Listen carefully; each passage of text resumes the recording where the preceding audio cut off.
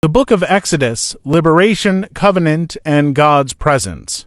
The Book of Exodus, the second book of the Bible, continues the narrative of Genesis by describing the transformation of the Israelites from an enslaved people in Egypt to a nation in covenant with God. The name Exodus means departure, highlighting the book's central event, the deliverance of Israel from slavery. Exodus is both a historical and theological text, revealing God's power, justice, mercy, and desire for a relationship with His people. Exodus opens by recalling how the descendants of Jacob, once favored in Egypt, have become enslaved under a new Pharaoh who fears their growing population.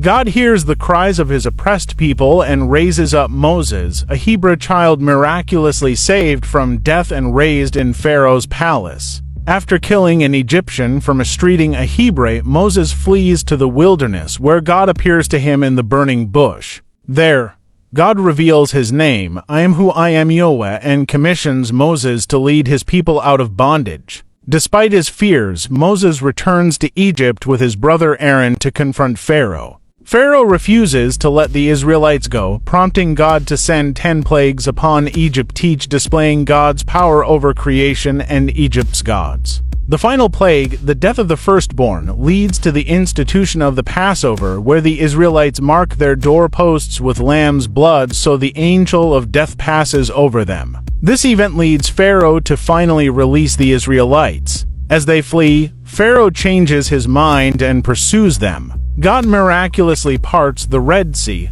allowing the Israelites to cross on dry ground, then drowns the Egyptian army. This deliverance becomes the central salvation event in the Old Testament. In the wilderness, the Israelites begin their journey to the Promised Land. Despite their freedom, they frequently complain, and God patiently provides for them with manna, water, and protection. At Mount Sinai, God makes a covenant with Israel. He gives them the 10 Commandments and other laws that shape their identity as His holy nation.